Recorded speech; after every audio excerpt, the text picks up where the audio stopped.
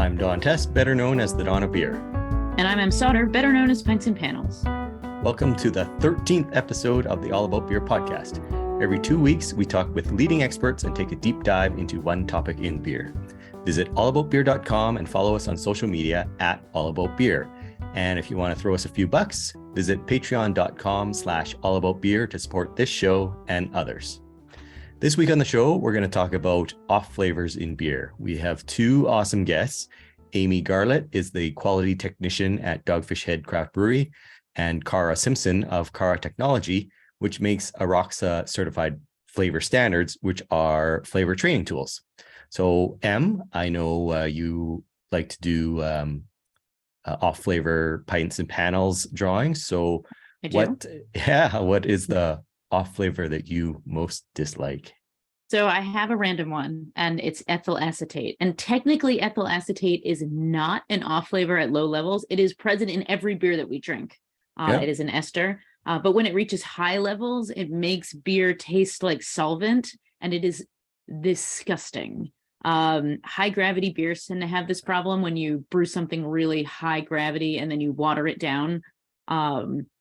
They can be like ethyl acetate bombs, and it's just like, oh, cool, a glass of nail polish remover. It's what I've always wanted. Like, it's really, really unpleasant. So what about you? Do you have a list? I wanted to ask you though, if you knew why high gravity beers would have so much ethyl acetate. I think because you're stressing the yeast. I see. And so, it can also be like fermentate. Yeah. So you're making yeast do something that they don't want to do.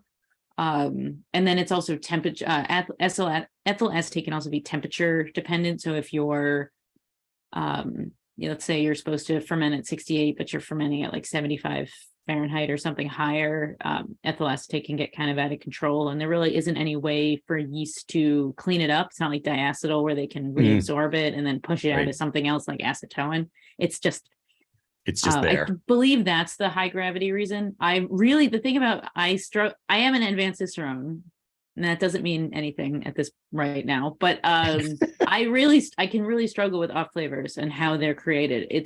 I did fail chemistry. My teacher gave me a passing grade, so she'd never have me again. That is 100% a true story. And I was not allowed to take any other science classes after that because I was my grades weren't good enough. So I'm very sensitive about chemistry and biology, where I really struggle with those in high school. So yeah, I'm always, when people ask me about off flavors, it's something I work really hard when I do pints and panels to make sure that they're 100% accurate. Right. I'm like, here, Master Cicerones, please read this. Or here, quality people, like, is this correct? Because, off flavors are everywhere. Yes. I train by drinking bad beer, actually. Go to a brewery you don't like, and you go, all right, I brought some homebrew sheets. Let's judge these beers and go, this beer has, is supposed to be a blonde ale, but it's really phenolic. So it's really clovey, more like a Belgian. Like, why did that happen, and why, and you take notes. It's a really great way for quality. And maybe go with a friend who knows, and then they can teach you. Go with a group of people for the day, visit some, unfortunately in this time, there are some breweries that aren't great. Go in there, have a flight, try the samples and take notes and go, what are you trying? What is this? Try this. What do you think? That's kind of the way I do sensory on the cheap. Yep. But it's awesome. What's your least favorite? I gotta ask before we get into that. I am super, super sensitive to diacetyl. I get it all the time when others don't,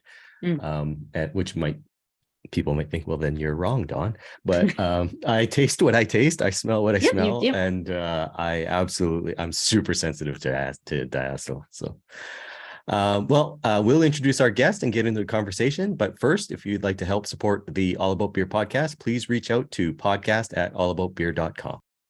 Attention all managers and team leaders. Do you want to provide your staff with the best training in the beer industry? Look no further than Beer Savvy Online by the Cicerone Certification Program. In just a few hours, your team will master the fundamentals of excellent beer service, styles, and beer flavor. At the end of the course, your team can earn a globally recognized beer industry credential. And the best part, as a manager, you can monitor your team's learning progress. Set your business apart with a beer-savvy staff today. Learn more by visiting cicerone.org and click on the group training button. Aimee Garlit is a sensory technologist at Dogfish Head Craft Brewery, who has been in the beer industry for over 8 years, spending the first 6 as the brewery's microbiologist. She started homebrewing while in grad school and got into beer judging shortly thereafter. Aimee enjoys baking, dogs, and a classic West Coast IPA. Welcome to the show, Aimee. Thanks for having me. So tell us what you do at Dogfish Head. So I am a production sensory technologist. So what that means is I run our sensory operations here at the Milton Brewery. And that consists of executing daily taste panels where we taste our product for release, and also participating in any sort of research and development sensory work we might need to do with descriptive analysis or difference testing, or anything like that. What do you mean by difference testing? So difference testing is a type of tasting that you can do when you want to make a change to, say, a beer recipe. Oh, I see.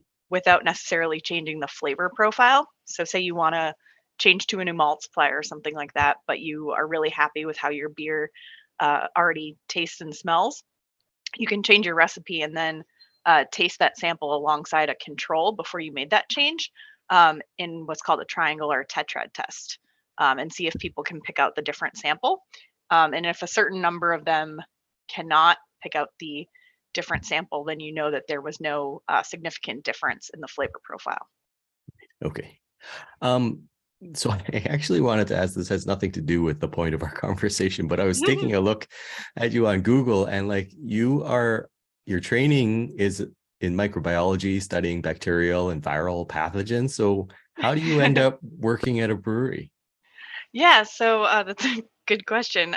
So while I was in grad school, I was studying all of these bacterial pathogens, and I really enjoyed cooking and baking and was starting to get into craft beer. And I thought, hey, I've heard that you can like brew beer at home. So I got a homebrew kit, and I started brewing in like my apartment kitchen and just fell in love with it. And then I got introduced to beer judging through my homebrew club, which I had the sort of audacity to join after like my third batch. And then I realized, hey, beer actually is a very scientific endeavor. And so I started looking for brewery jobs while I was in my postdoc, actually. Okay. And do you apply any of your academic training in your job today? Oh, totally. Actually, before I was the sensory technologist here, I was the brewery microbiologist for about 6 years, growing brewing yeast for propagation, testing for contaminating bacteria that can cause, really gross off flavors, that sort of stuff. And so I was basically doing microbiology every single day, which was really cool. And while I don't necessarily do microbiology every day, I still apply a lot of scientific thought and, experimental design and things like that. So I really am doing science on a daily basis, which I think is pretty cool. Yeah. Okay. Okay. So tell us what are the most common off flavors that you would be looking for and that consumers should be looking for when they're drinking beer? Yeah, so there's a couple of different big heavy hitters. Diacetyl, which is that like sort of buttery aroma and flavor, that can be produced by either yeast that didn't really have the greatest fermentation, because they weren't able to take that diacetyl up out of the solution. And it can also come from draft line infections, which would also be probably paired with like a sour tang in the beer. That usually means that the bar or restaurant isn't maintaining their draft lines properly. So those are two big ones to look out for. One that I think homebrewers come across a lot but can't really put their finger on is sort of like a phenolic note.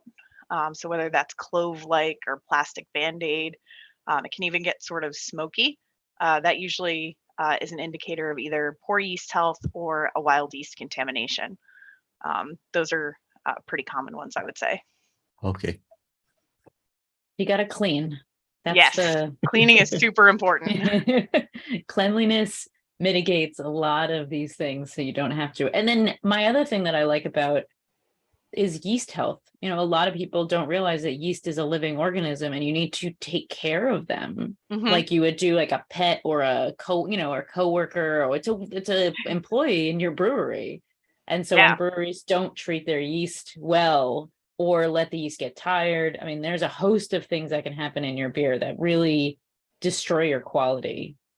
For sure. Yeah. And even just under pitching. So if you don't add the correct amount of yeast for the beer that you're trying to make, leads to a really long lag period. Those yeast aren't like really doing any sort of healthy metabolism at that point. They're kind of just struggling along. And that's when you're going to run into issues with them creating all sorts of flavors and aromas that aren't particularly pleasant. And additionally, if you do underpitch and you have, way less yeast there than should be there to do the job, if you have any sort of contamination, either wild yeast, bacteria, anything like that, that really gives them an opportunity to start growing while there's still like a ton of sugar in that solution. So yeah, definitely take care of your yeast. Yes. You mentioned you do daily tastings.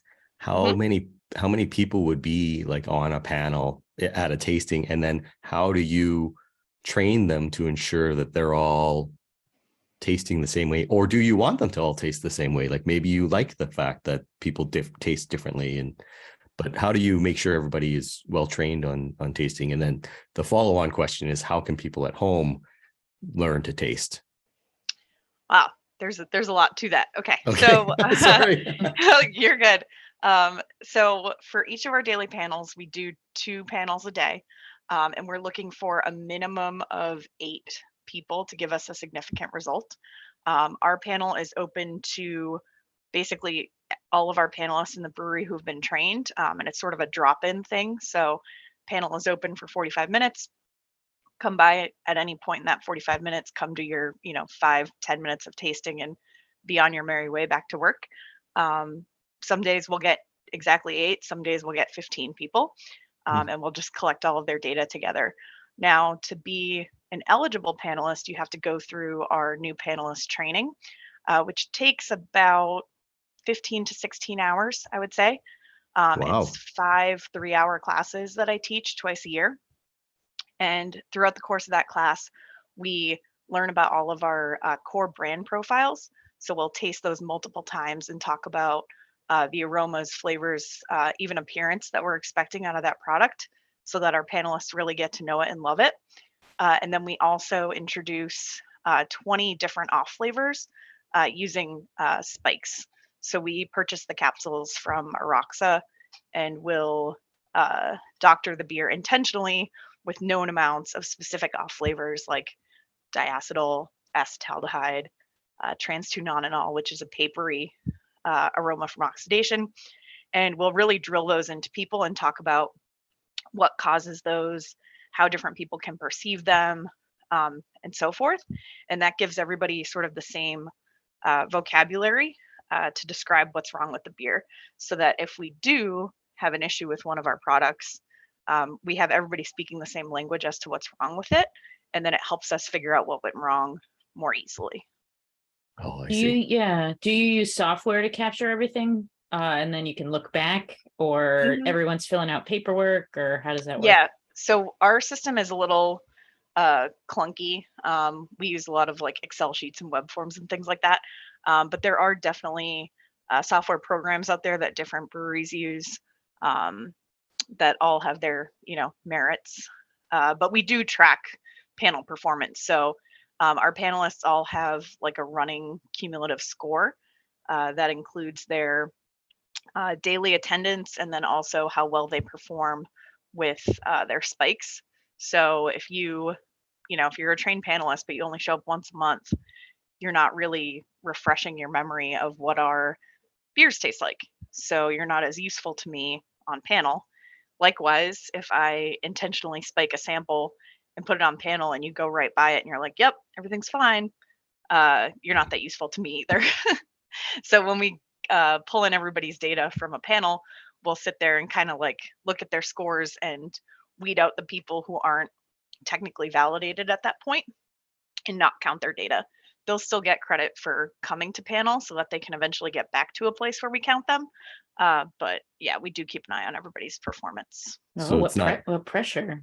I know. you don't vote people off the island or anything like No. that. Yeah. Okay. No, you're never really kicked off. You can still keep coming back and trying to get back in the green zone. But Mhm. and also Cool. we know that people have different sort of sensitivities and blindnesses to specific flavors and aromas. And a lot of that is actually genetic. There's not really much you can do about it. Like 20% of the population, I think, can't really smell diacetyl. So if you're, born with not being able to smell diacetyl, there's not much you can do about it other than try to figure out other ways you can perceive it, whether it's like a mouthfeel thing or anything like It that. can have that slickness. Slick. Yeah. Yeah, I get that with diacetyl. I mean, but I'm not Yeah. blind to it, so not my favorite. I don't think there's any off. That's not true. There's some off flavors that can be pleasant in certain beers, but there's so many of them too. I know. What other ones do you train people on? Like, which ones do you think customers should know more about? Ooh, that's a good one. Let's see. I would say one that people kind of go by sometimes is acetaldehyde, which is like a green apple. Some people get it as like a cooked pumpkin. Some people get it as paint. Yeah, I get it can as really paint, latex yeah. paint. Ugh. Yeah, it can really present different ways to different people. And that one is usually actually also a yeast health issue, and it's more that sort of the beer sat warm for too long without either getting chilled or having the yeast drop off of it. And that one, since it is so different to so many different people, I think can manifest itself as, there's something kind of wrong with this, but I don't really know how to describe it. And it can just sort of generally take away from the overall aroma and flavor of the beer. So that's a good one. For your tasters, are you actually keeping track of who's blind to certain things? And again, so maybe you're not completely discounting their comments, but you would discount them on diacetyl because they're blind about diacetyl. Yeah.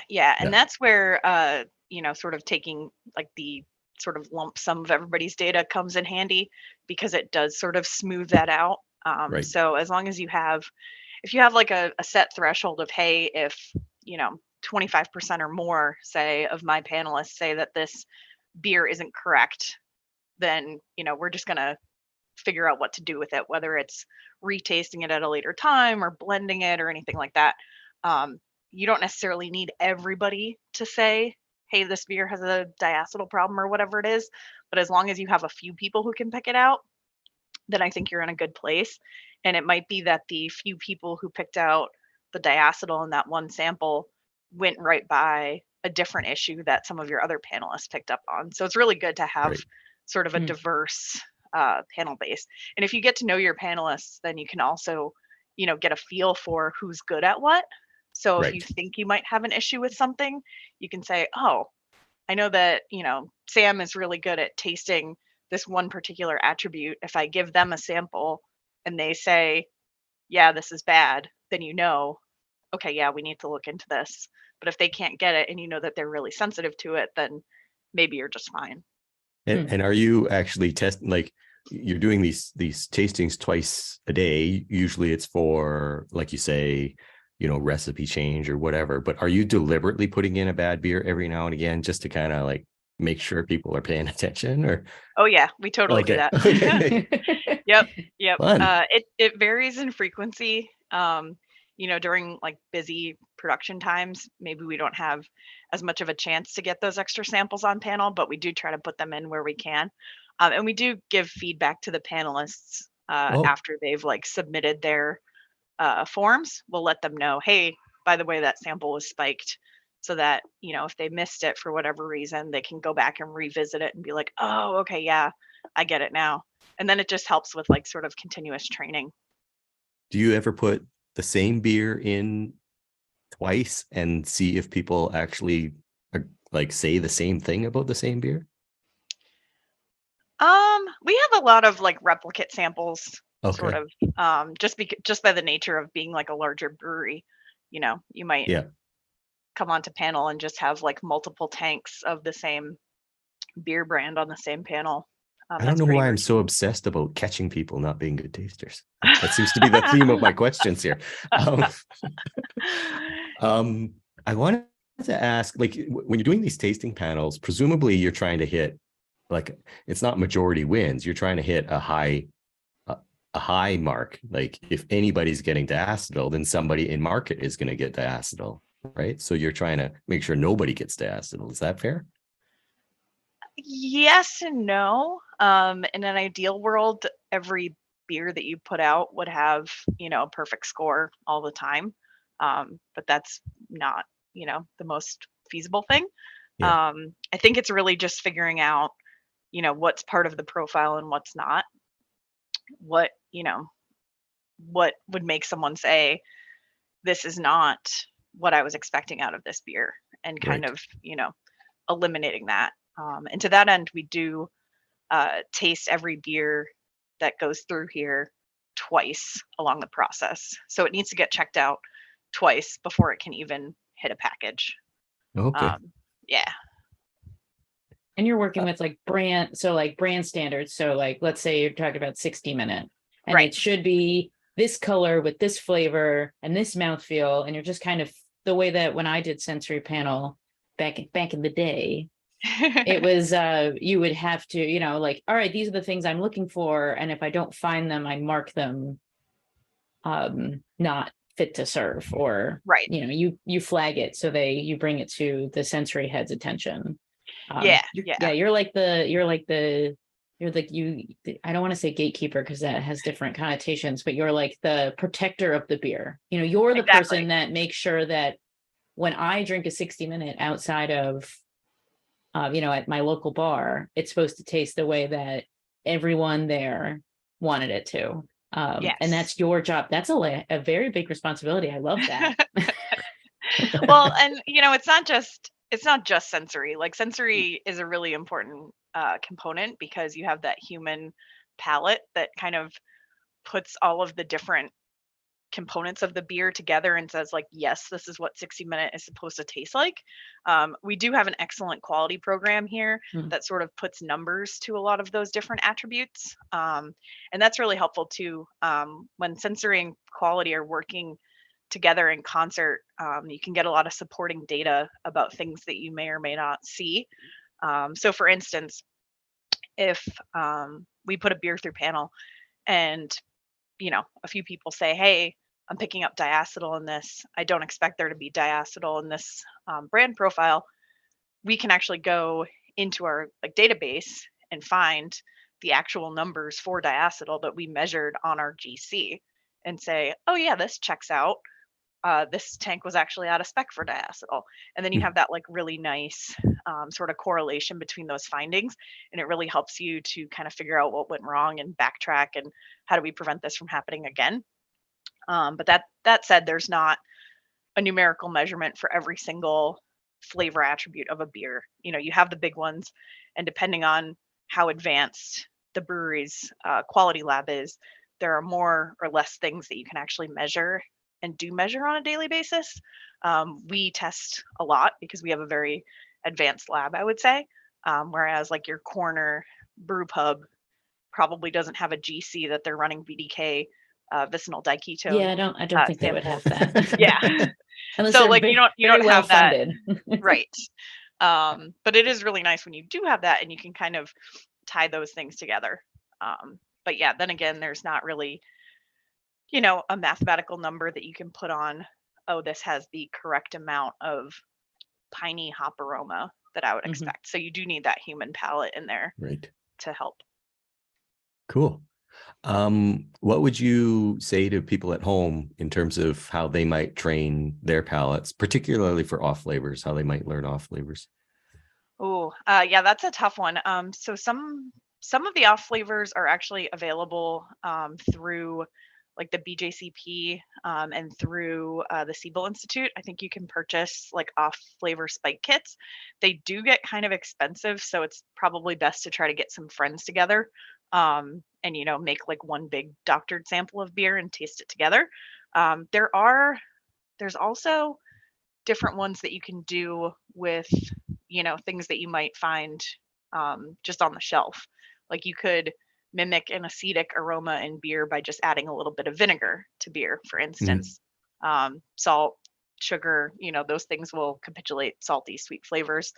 Yeah, there's a ton of information online about like how to spike beers with household items. There's also a lot of literature out there just as far as beer styles and sort of beer style guidelines. One of the things that I used to do when I was sort of learning how to do all of this and develop a vocabulary was to just kind of sit down with the BJCP style guidelines for a particular style and try to find some of the classic examples that they list at the bottom of each substyle, just those commercial brands, and then go and pour myself a sample of that and sort of taste it alongside those tasting notes while just reading along. And you can kind of start to think, oh, okay, so this is what like a toasty malt aroma smells like. And then you can just sort of build your vocabulary from there. Right. And then just anytime you do drink a beer, just maybe try to jot down some notes as far as what you're perceiving, aroma, appearance, flavor, all of that.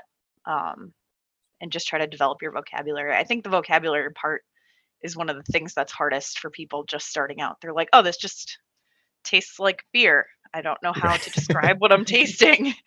And so I think just having the words to kind of describe those aromas and flavors is a really big thing. I kind of have sort of a question out of left field here. Don, that's very that sounds like you. Dogfish Head is kind of well known for doing off-centered ales, right? For Yes. off-centered people. So very interesting, creative brews. How do you judge off, or how do you look for off flavors in a beer like that when it's something unusual, like maybe Midas Touch, maybe the original Midas Touch had diacetyl in it? I don't know. Yeah, I mean, I think it's really just sitting down with, the beer that the brewmaster intended to make. Like, okay, yes, this is the beer as I intended it. This is the profile that we're trying to capture, and just really trying to just familiarize yourself with what that entails as much as you can. And that's actually how we do train on new brands. So anytime we do introduce a new beer, I'll get a sample of like basically the best prototype beer that we made, and just have our panelists kind of fill out a tasting sheet about it. And then when we do start making that beer in larger quantities, I give them back their sheets and they can reference, oh, okay, this is what I tasted when I tasted the original version. How does this stack up to that? Oh, I see. Interesting. Yeah. Very cool.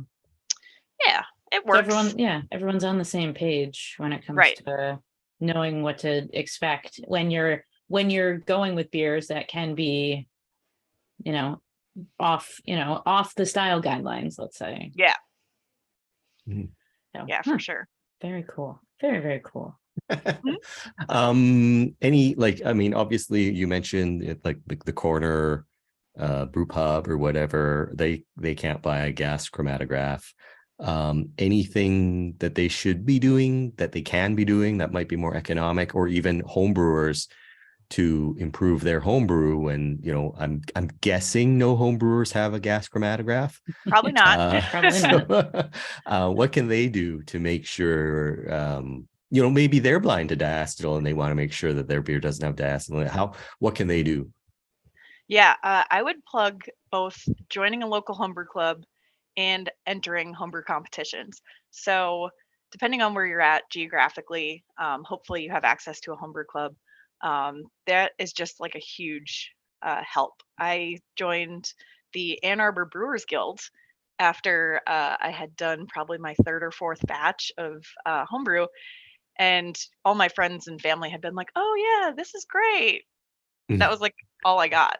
And I was like, well, is this actually good, or are you guys just telling me this because you don't want to hurt my feelings?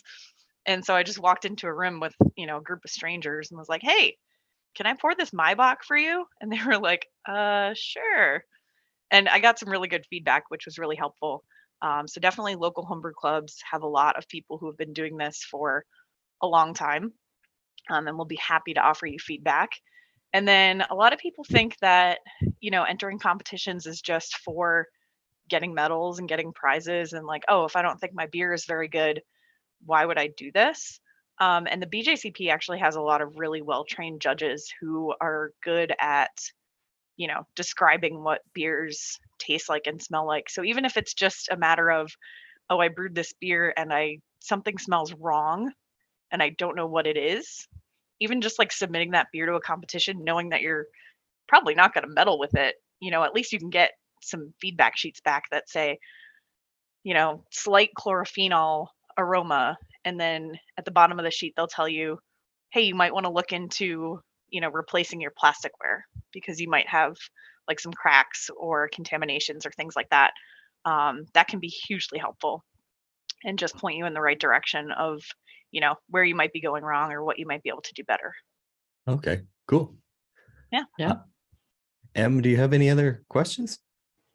No, I just think sensory is so cool because it's so helpful. A lot of breweries don't, especially smaller breweries, don't think they can do it, but you can. Anyone can start a sensory program. You just have to know what you're looking for, even with and know customers. Customer, like, taste this. What do you think of this? Feedback sheets for customers when you do new beers. Totally. I mean, that's a great way to do sensory. Having training your tasting room staff, even if your brewery is less than 10 people, it's like 5, 6, 7 people trying everything and knowing what everyone's strengths and weaknesses are. You can have a sensory program too. You don't have to be a Dogfish Head, to do it. Anyone can do it. And it's just really cool. And it's a very great way to have good beer quality. Yeah, definitely. And I would always encourage people, beer drinkers, to improve their tasting and vocabulary, as you say, Aimee, because I think not only people think, oh, I don't want to take beer so seriously, but it enhances your everyday life in terms of food, and coffee and everything too. So yeah.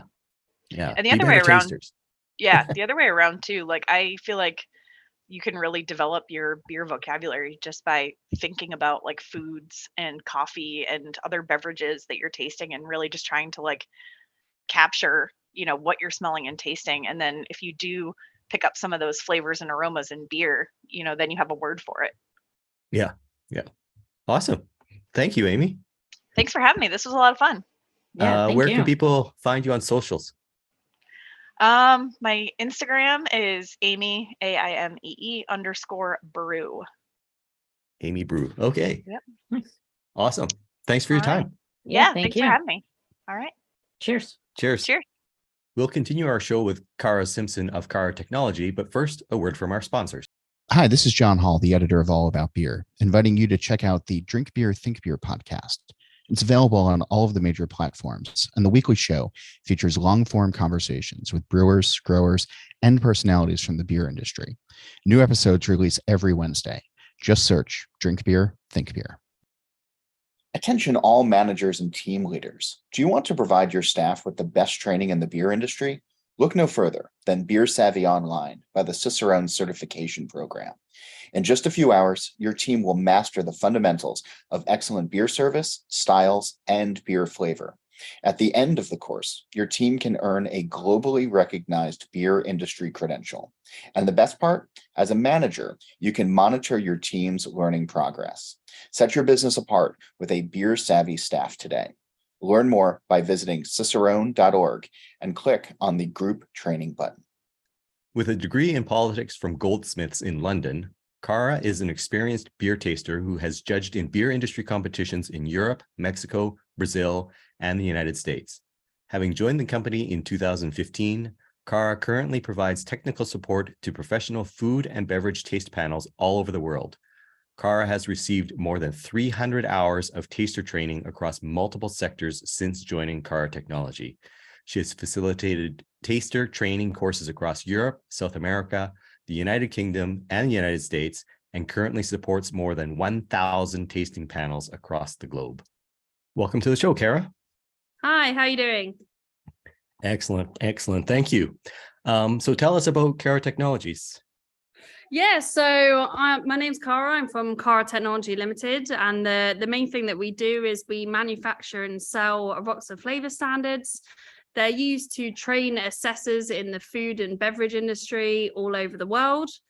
Then once your tasters are trained, we also offer proficiency testing schemes that are blind taste packs to test whether they can pick up those flavors, as well as on-site training and online training to support your panel as well.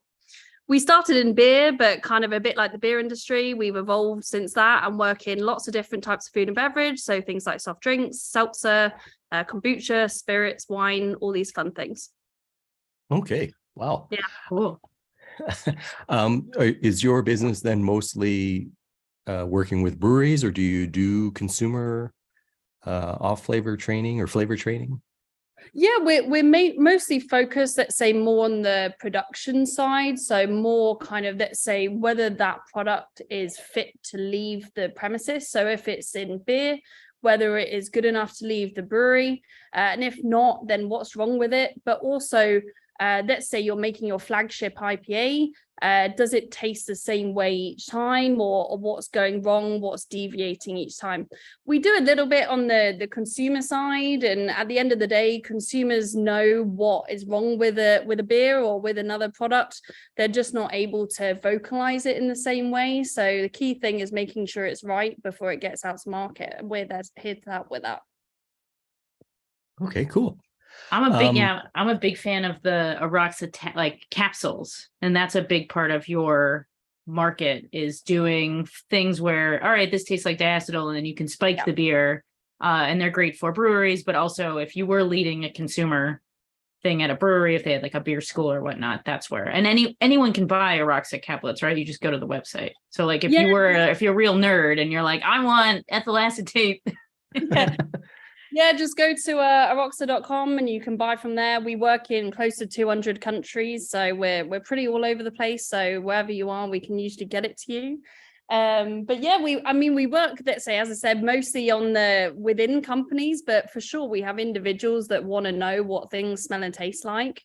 And also, let's say, people who are keen, let's say, in brewing, home brewers, things like that as well, work quite closely with. But I'm sure there's consumers out there that, as I said, they're able to pick up different flavors within things. We detect flavors at a single compound level, at a single flavor level.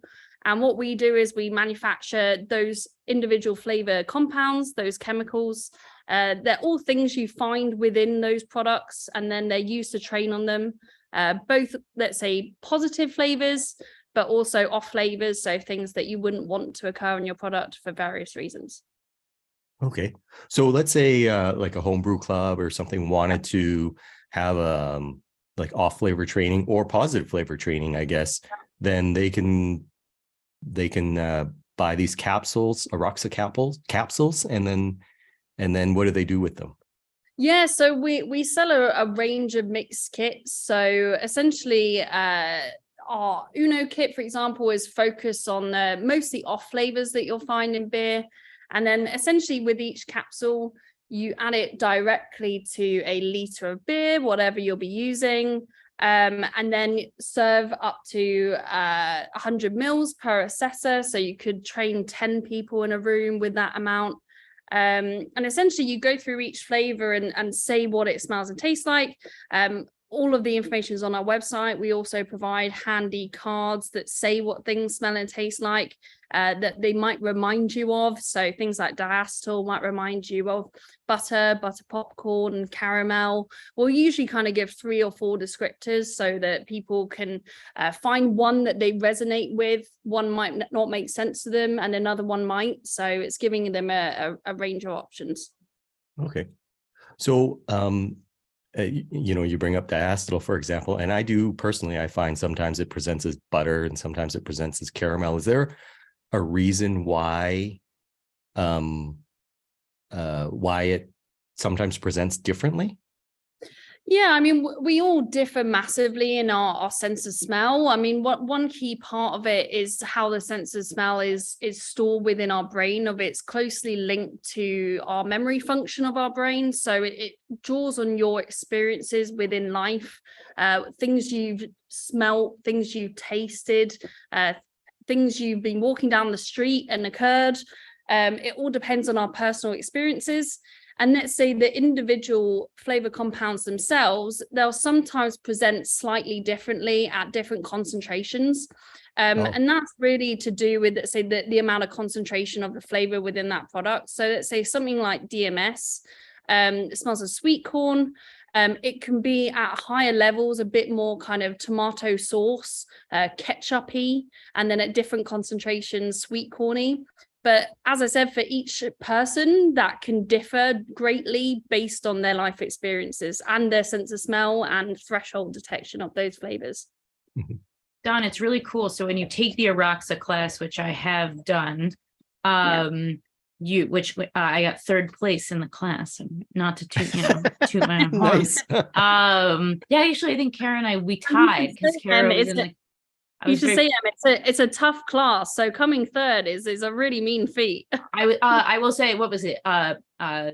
First place was Joe Vogelbacher, who's a master cicerone, and I want to say second was Dan Imdyke, who's also a master cicerone, and then me, that will never be a master cicerone. So, because I'm never going to take that exam again. So it was the way that you, and then your father teaches the class. Yeah. And so what he does is they spike them really strong, and then slowly they get lesser and lesser and lesser. And so by the analogy is we explain it, how we do sensory training is we explain it like limbo dancing. You wouldn't turn up for your first limbo dancing class and they'd have the bar on the floor. You're kind of starting really high and then it's getting gradually reduced. That it shouldn't feel too much more difficult because we're going down in kind of small concentrations at a time. But if we kind of, let's say, lower the bar from really high to half the level, it would feel like quite a jump. So we kind of try and make it that it's you're starting with, let's say you're learning to swim with armbands on, and then we're slowly moving the stabilizers. And so two questions. One is, I'm surprised to hear that because I'd be afraid of like there'd be palate fatigue or something like that you'd start heavy and go light. But then my other question then is like, and maybe this is more for M, but you, to use your DMS example, you're saying that at the high level, I'll smell or taste this tomato or ketchup, and then at some point it's actually going to kind of turn and be more sweet corn. Yeah, so I guess addressing the palate fatigue first, and M can vouch for this. When we do our training, let's say a 1-day course or more than that, we'll do a minimum of around 55 samples a day. So quite a high number. And the key thing is it's kind of a bit of a myth, particularly around beer sensory. So to give some background, we've been doing whiskey training all week. And with that, you do get an element of sensory fatigue, but it's purely the alcohol is irritating your nose, even diluted to 20%. But with beer, the kind of myth is around palate fatigue. It doesn't really exist. The key thing is it's just fatigue. You're getting tired because you're having to concentrate quite a lot. Of your body is switching off, your mind is switching off because you're concentrating. It's hard work. It's a bit like going to the gym and exercising all day. You're having to work quite hard. But your sense of smell is still working perfectly. So it's just making sure that you're still engaged, and then you'll still be able to smell and detect it. Palate fatigue is a myth.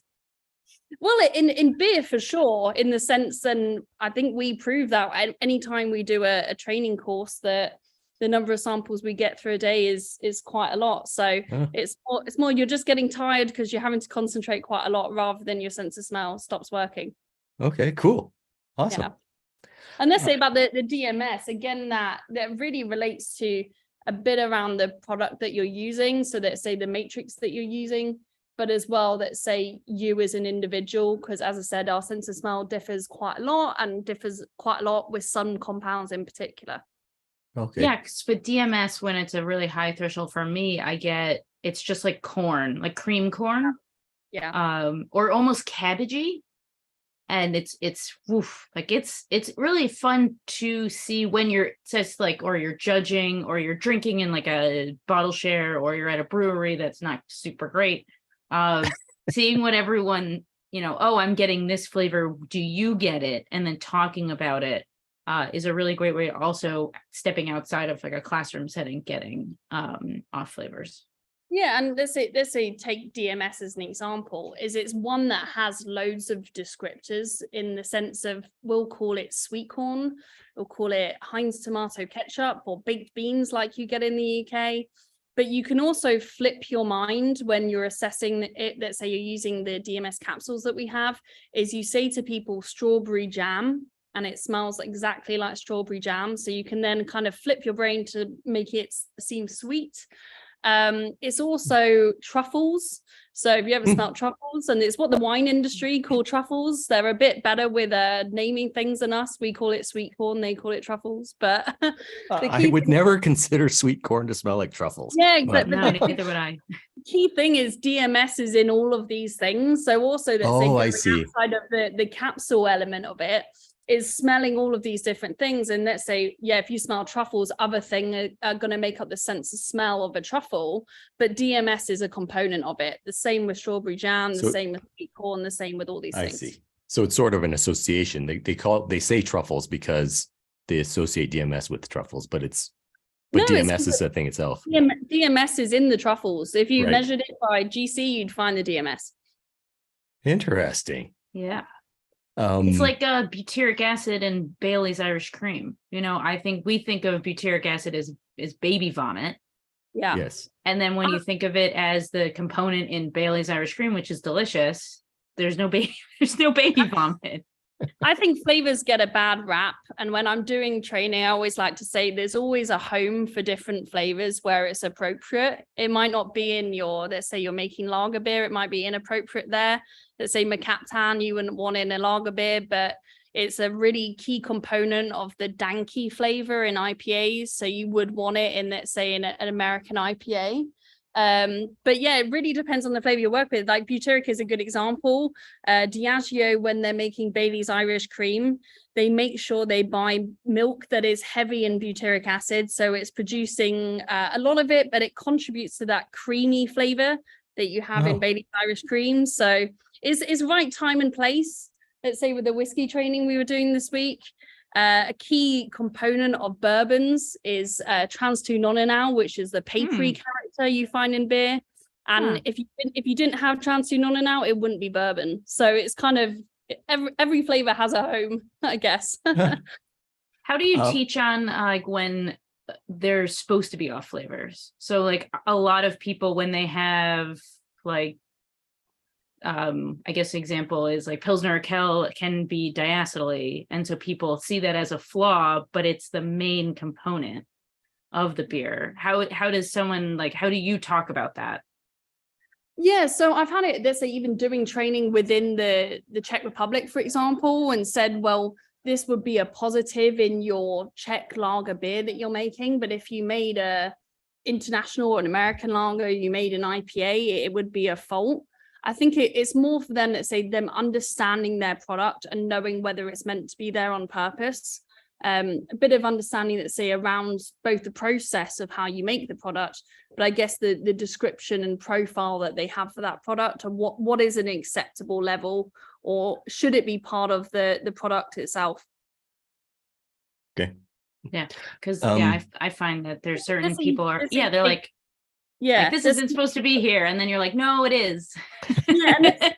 Take something like acetaldehyde, for example, of mostly a fault in most things, but at a low level, AB InBev want a small amount of acetaldehyde in Beck's. It's part of the flavor profile, for example. So it really is a time and place and what these people want within their brands and what is the objective. Right. Yeah, kind of like a Heineken, skunky Heineken, MBT, what is it? 3-methyl-2-butene 1-thiol. There we go. You got it. There we go. Yes. Still got it. In these capsules, Cara, is it just the pure chemical? Is it that simple? Yeah, so I guess a point of difference, essentially what we do, of not to get too techie into it, is we'll buy in the pure chemical, we'll then purify it, we'll dry it, then we nano encapsulate it for stability, and using pharmaceutical methods. Essentially what that means is we're trapping the flavor compound in a cyclodextrin, and we explain it like it's trapping the flavor molecule within a donut ring. So you're trapping it inside, and it only gets released when you add it to the thing that you're using. So whether that be beer or soft drinks or water. But the key thing with our process is we make sure that it's 100% pure. So if you're training on diacetyl, it's only diacetyl that you'll be smelling. The key point of difference to that is if you buy from Sigma Aldrich or some other, let's say, sensory providers within the market, you won't be getting the 100% purity. The main reason why that's so important is even if you're 99.9999% pure, you won't be able to find the anosmias yourself or within your panel. So anosmia is a smell blindness. It's a bit like being colorblind. So it's genetic. There's nothing you can do about it. Blame your parents. If you are smell blind to diacetyl, you'll never be able to smell it. But if you use something that only had a 99.999% purity, you'd be picking up the 0.0001% of the other stuff that is the background noise. So you'd be thinking that that smells of diacetyl, whatever that smell might be in the background. It could be a floral note, it could be coconut, it could be something else. But that's what you'd think it is. With ours, it's only one thing. And we do lots of internal checks to check that it's only one thing, so that you can tell what flavors people are able to identify and what they might be smell blind to. Okay. What's the most popular one that like people really want to train on? Or I guess follow-up question, what's the hardest one to train people on? Like what is one people really struggle with? Because I know everyone has, mine's Damascus. I never get it. I never will. I never got it in the class.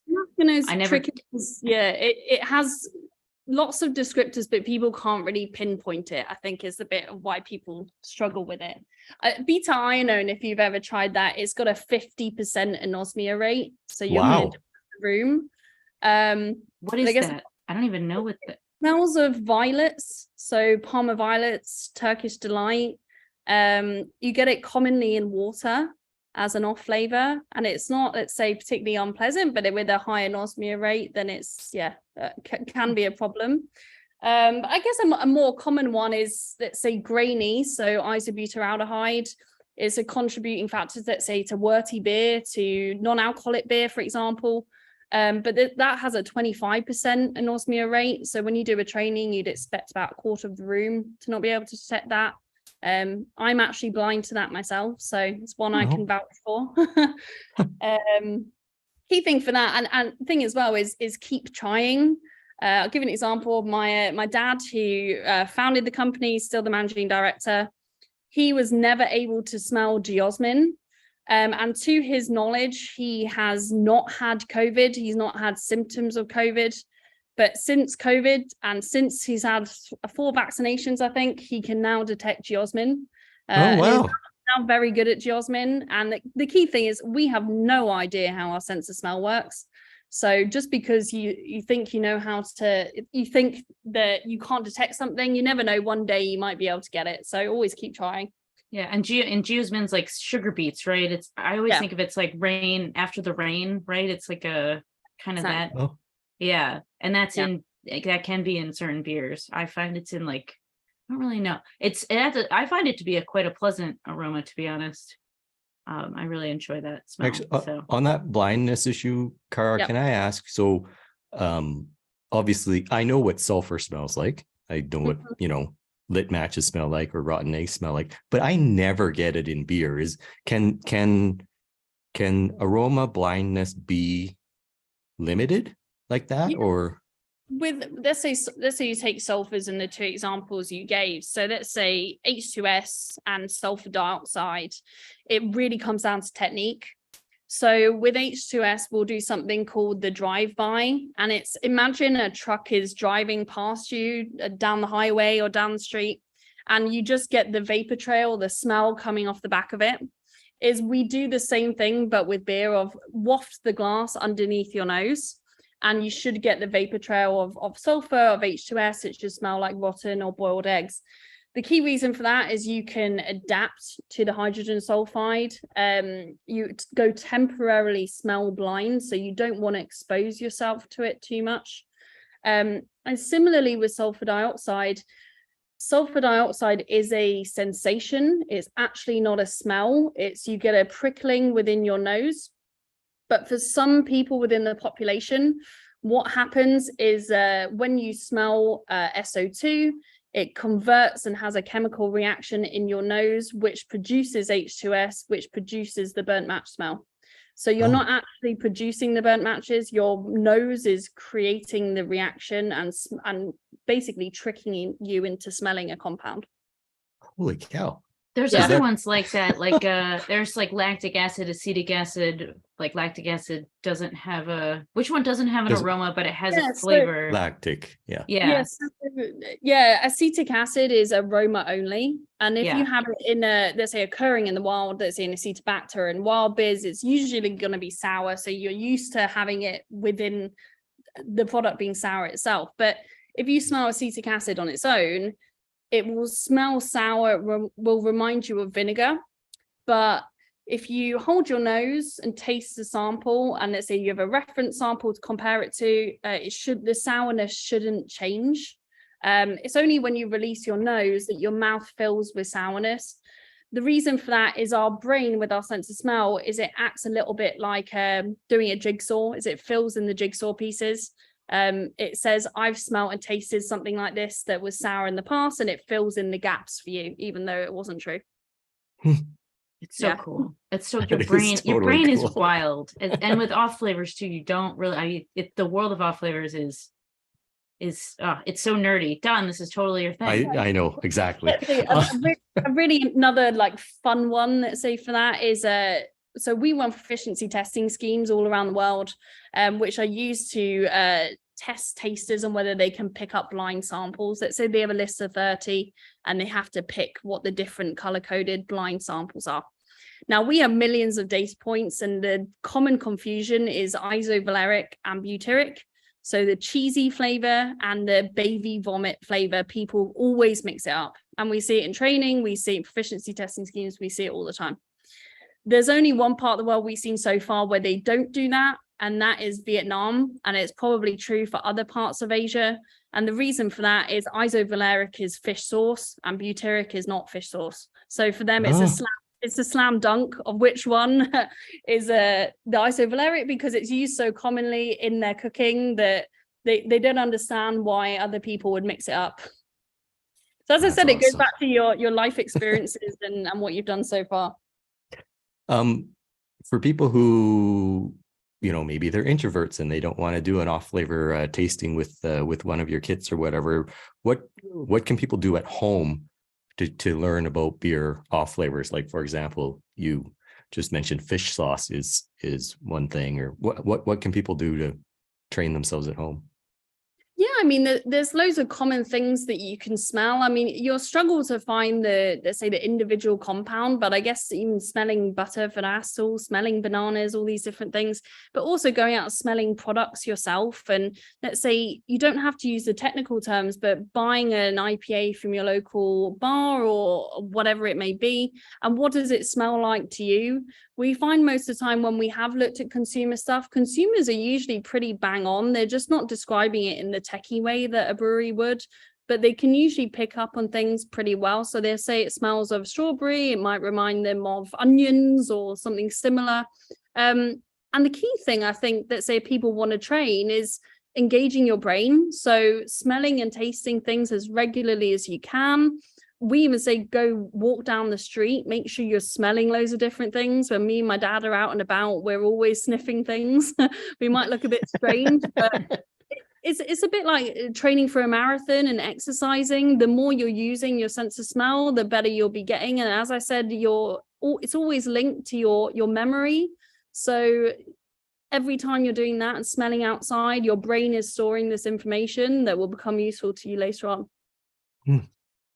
I also wanted to ask, for your, whether it's your kits or whatever, when people are spiking a beer, you recommend a certain, like, should it be a light lager? Or because I'm imagining that certain of these chemicals would present differently in a light lager versus, say, an IPA or a stout or something.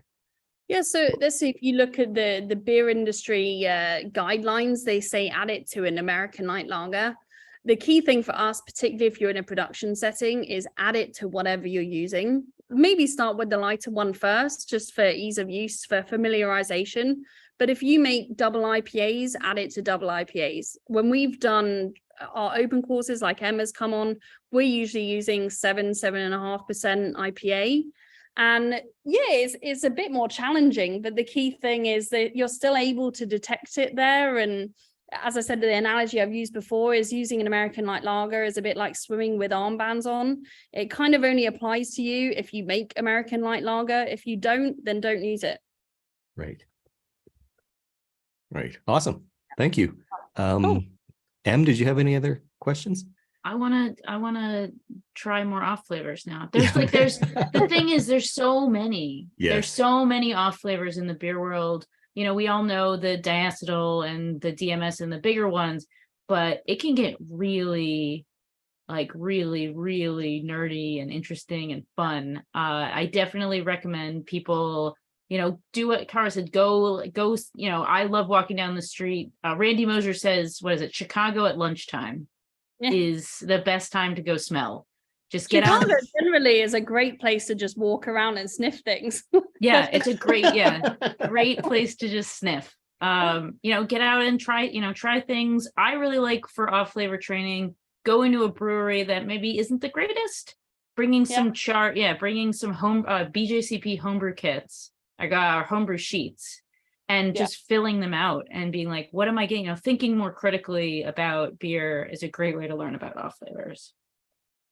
Yeah, for sure. It's definitely it's engaging your brain and thinking about it. And even doing that will, cause you to get better and lead to you remembering these things and picking them up in different beers. Yeah. And like Mercaptan for me is just New York City summer. Yeah, because it's trash, just hot garbage. And you're like, oh man, that's August in Manhattan right there. And that's the fun part about beer training as well, is the nostalgia and using your own memory. It makes it quite fun. So yeah. Awesome. Cara, we're running short on time. So where can people find you on? Well, actually, before I ask you that, is there anything else that you wanted to explain that we didn't ask you about? Or? No, I think we're good. I think we covered good things this was today. Fun. And focus on a key thing is sense of smell. Is we know nothing. We know exactly what doesn't work, but how the sense of smell should work is it doesn't make any sense to us. So key thing is hopefully we'll figure that out one day, but so far no one knows. So where can people find you on social media, or if they have questions, how can people contact you? Yeah, so people can contact us on through our website, aroxa.com, and we're also on social media on aroxafs on Instagram and Facebook and LinkedIn. Awesome. Thank you, Cara. Great. Thank you very much. All right. Thanks, guys. So, Em, what'd you think of that? So nerdy. Yeah. You know what I really love about this podcast is that we're just two nerds that love beer. And this is for all the other nerds who love beer. And I love how scientific beer can be, especially when you're talking about off flavors and the unique ways that you can train, be it in a classroom setting or going to have, beer at a brewery or when you work at a brewery. That's just, the sky's the limit when you want to learn about beer. Yeah, I agree. I mean, I've been into beer for about 25 years. As you know, I'm uber nerdy about it. I've probably read over 1,000 books about beer, and I still learn new things. It's just amazing. I love it. So that's much. The best part of it. You're constantly learning. And when you're talking about science, it's just even nerdier. I love it. Yes. I love it. I mean, we had a PhD on. It's postdoc, and she works at a brewery, that's how cool is that there's a space for almost everyone who loves beer to get involved in beer. Beer is for everyone. You could. I've heard some people say that, and I am inclined to agree that beer is for all. as long as they're of legal drinking age. Yes, whatever that is in your home country. All right. Well, please, everybody, visit allaboutbeer.com and follow us on social media at allaboutbeer. And if you want to support the show, please visit patreon.com/allaboutbeer. And if you have any questions, please email us podcast@allaboutbeer.com.